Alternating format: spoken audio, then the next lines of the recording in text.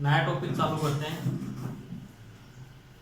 विभव मापी की सहायता से दो सेलों के विद्युत वाहक बलों की तुलना करना। दो सेलों की विद्युत वाहक बलों की जिनकी तुलना करनी होती है उसे हम द्वितीयक परिपथ में संयोजित करते हैं चित्रानुसार। प्राथमिक परिपथ हमेशा समान रहता है। प्राथमिक सेल कुंजी K1 धारा नियंत्रक RH को विभव मापी के तार AB के साथ श्रेणी क्रम में संयोजित करते हैं। बिंदु A उच्च विभव पर है, बिंदु B निम्न विभव पर होता है।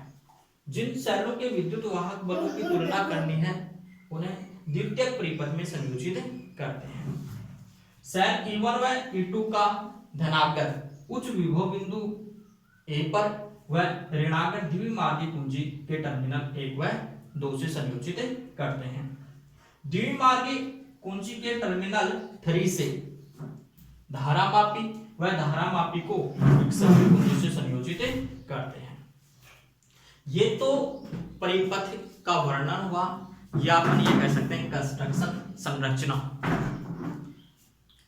अब हम बात करते हैं इसकी वर्किंग की कार्य विधि की।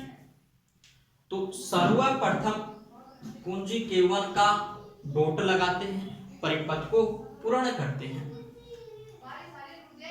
इसके पश्चात द्विमार्गी कुंजी के टर्मिनल 1 व 3 के मध्य डॉट लगाते हैं। 1 व 3 के मध्य डॉट लगाते हैं।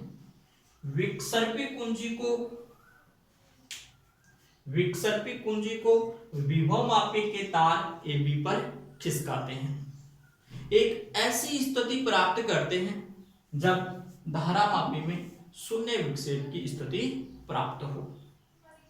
उस शून्य विक्षेप की स्थिति को संतुलित अवस्था कहते हैं और उसमें प्राप्त लंबाई को संतुलित लंबाई कहते हैं। मान लेते हैं सेल E1 के लिए संतुलित लंबाई L1 प्राप्त होती है, तो विभव मापी के सिद्धांत से माना सेल E1 के लिए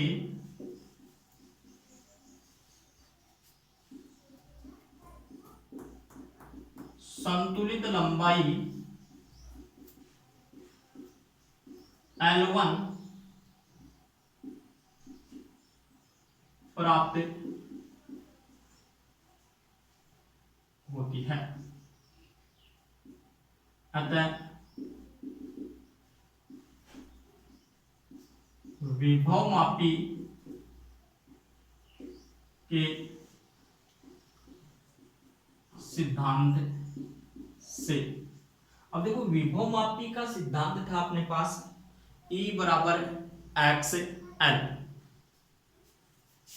तो सेल पहला अपने पास तो E1 बराबर XL1, जहां X विभव प्रवणता है, X विभव प्रवणता है। इसके पश्चात द्विमार्गी कुंजी के टर्मिनल 1 व 3 से डॉट को हटाते हैं, हटा दिया। इसके पश्चात डॉट को द्विमार्गी कुंजी के टर्मिनल 2 व 3 के मध्य संयोजित करते हैं। 2 व 3 के मध्य संयोजित करने पर सेल E2 परिपथ से संयोजित होता है।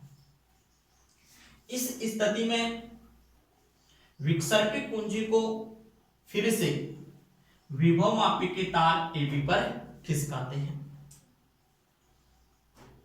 इस स्थिति में विभव मापी के तार पर विक्षर्पी कुंजी J को खिसकाने पर मान लेते हैं धारा मापी में शून्य विक्षेप की स्थिति संतुलित लंबाई L2 पर प्राप्त होती है। तो इस स्थिति में पुनः विभव मापी के सिद्धांत से माना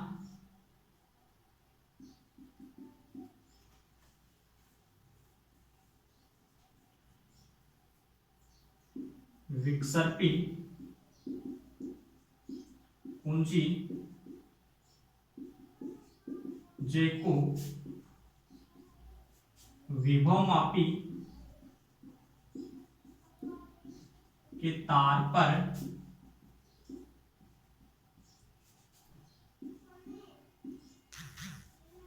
खिसकाने पर सेल E2 के लिए संतुलित लंबाई L2 प्राप्त हो तो विभव मापी के सिद्धांत से। अब देखो विभव मापी का सिद्धांत क्या कहता है, E = x L। अब संतुलित लंबाई अपने पास क्या प्राप्त हुई, L2, सेल क्या अपने पास E2, तो E2 = अपने पास क्या हो जाएगा, x L2। ये इक्वेशन फर्स्ट, ये इक्वेशन सेकंड, जहां x क्या है, विभव प्रवणता, विभव प्रवणता, जहां x विभव प्रवणता है। अब समीकरण 1 में समीकरण 2 का भाग देने पर, तो देखो समीकरण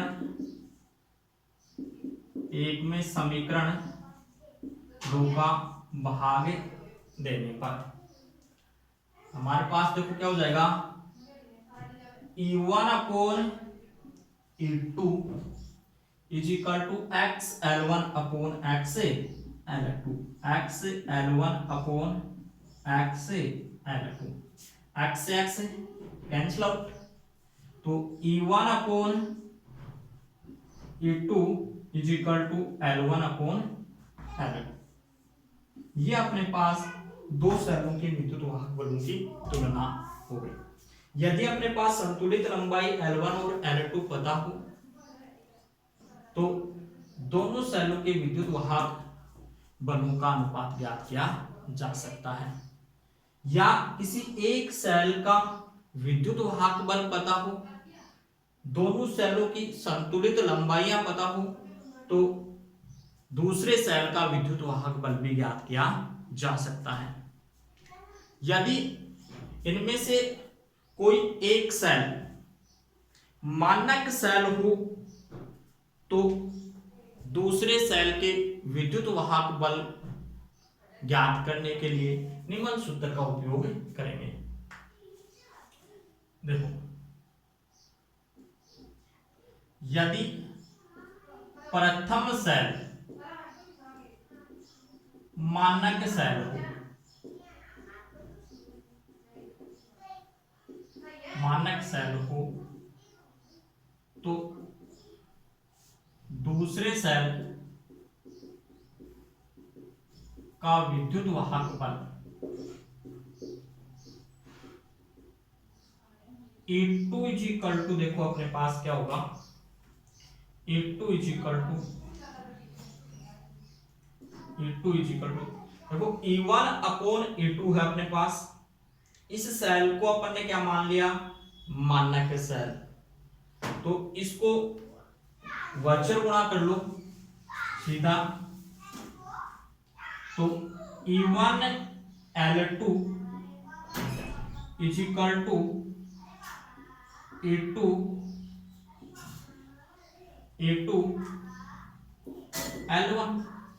E2/L1। अब देखो E1 अपने को ज्ञात है, E2 का ज्ञात करना, क्योंकि E1 को अपन ने क्या माना है, मानक सेल माना है, तो E2 बराबर क्या हो जाएगा, L2 upon L1 into E1। ये अपने पास क्या हो जाएगा, यदि एक सेल को मानक सेल मान लिया जाए तो द्वितीयक सेल का विद्युत वाहक बल इस सूत्र से ज्ञात किया जा सकता है। एक बार फिर टॉपिक में रिपीट कर रहा हूं हल्का सा। देखो, दो विभव मापी की सहायता से किन्हीं दो सेलों के विद्युत वाहक बलों की तुलना है, तो किस तरीके से ज्ञात करेंगे। सबसे पहले अपने पास प्राथमिक परिपथ सेम रहेगा सभी अनुप्रयोग में, भले कोई सा भी अनुप्रयोग हो। तो प्राथमिक परिपथ में प्राथमिक सेल E0 कुंजी K1 धारा नियंत्रक RH को विभव मापी के तार AB के साथ श्रेणी क्रम में संयोजित किया जाता है, जिसका A सिरा उच्च विभव पर, B सिरा निम्न विभव पर होता है। द्वितीयक परिपथ में उन सेलों को संयोजित करते हैं जिनके विद्युत वाहक बलों की तुलना करनी है। अब चित्रानुसार अपन क्या कर रहे हैं, द्वितीयक परिपथ में सेल E1 व E2 को संयोजित करते हैं जिनके उच्च विभव बिंदु यानी धनाग्र उच्च विभव बिंदु A से संयोजित करते हैं, वह ऋणाग्र को द्विमार्गी कुंजी के टर्मिनल 1 व 2 से संयोजित करते हैं। टर्मिनल 3 से द्विमार्गी कुंजी को संयोजित करते हैं।